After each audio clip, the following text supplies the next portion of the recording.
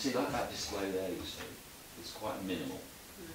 But I haven't actually included any water or oasis. But again, you see, it's another way of doing a very, very contemporary display with a very traditional, stylish flower.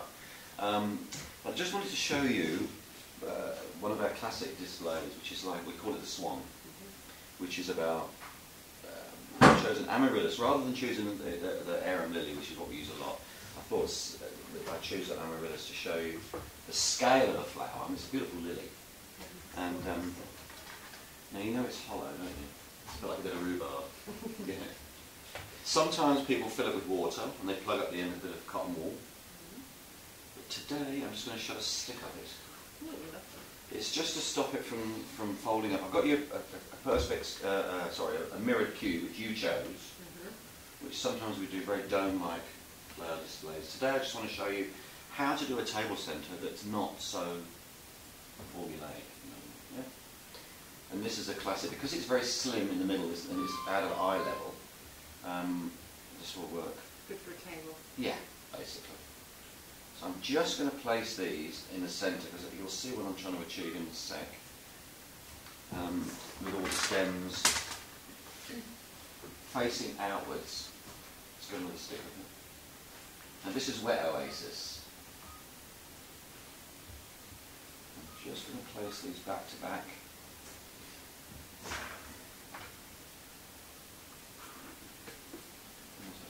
Too long, so I'm just cut that down a bit short. Where do you get the sticks from? You find these sticks in any floral wholesaler or in the compound market. They're usually used for stringing orchids, orchid plants together. So, and they come in bundles, so they're quite easily available. You can use canes, you can use anything you like. So long as it's strong enough to hold this flower up, even when the flower's getting a bit soft and a little bit old, it'll hold its own. Nice colour. Now I put these back to back so that you can have the flowers basically showing their beauty all outwards, yeah, and they don't interfere with each other and they don't fight amongst Do you open much more than that? They will do. I mean, this bud there, for instance, is about halfway open, and these are fully open, so you can see the size, and there's a bud on that one. If you just hold that for me 1 sec. Basically, I've chosen 5 stems, because I don't like working in even numbers. We usually go for odd numbers, so 3 or 5, but 5 makes a nice display. Okay, so I put those back to back. You should try and get a similar height. Yeah. Now I'm just going to use a bit of twine, tie these together, use your finger.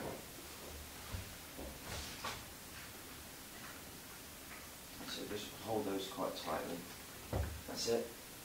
Just temporarily tie this off so I can get the right visual. We'll cut that off very neatly, and then I'll probably use a little bit of gutter tape just to cover that string temporarily.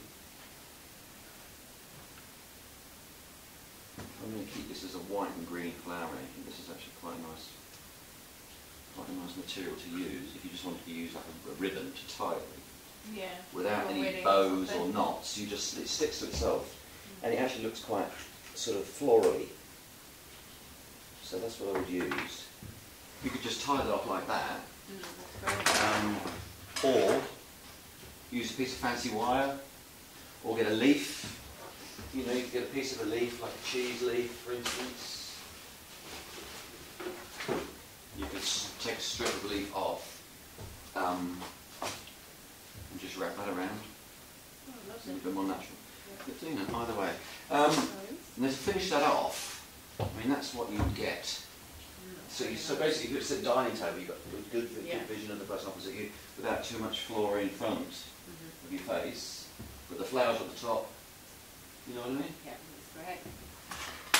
I'm just going to finish that off by putting a bit of decorative gravel on the top, because I think this is also keeps it quite minimal. And then probably, well, this could be anything. It could be crystals, pebbles, stones, whatever. I'm just going to use 3. Can you just pass me another leaf, the small one? Just going to put what I call like a collar. So just to give it a little bit of finish. No, I've got to cut that off a little bit, it's a bit too long. And just put them all sort of coming out one side, like that. And there you can sort of have the knicker elastic's just come off.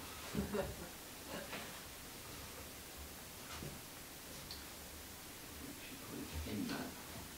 As you see, you've got a one-sided. That's great. Yeah, and if you want to do that all the way around, you just get your leaves and do 3 leaves. The opposite. And do these normally have Opposite pollen? points. We've taken the pollen tips off, but they do have pollen and they get over your clothes. Yes, not. When you remove the pollen, the scent goes a little bit. It stops it getting all over your clothes. You can see a little bit on the petals there. So. But there you've got a service centre. Yeah? Very good. And it's sort of, it's basically a bit cleaner, tidier. It's also got the wow factor. In water style. Yeah, it's in water style. Again, you see, if you put that next to something like that, which is very simple, put something next to that, very simple. In water's signature is quite minimal, isn't it? It is, but that's my personal favourite. It's very minimal, but without being too cold and sharp. You've got to soften it up a bit, which is what we do with flowers and foliage.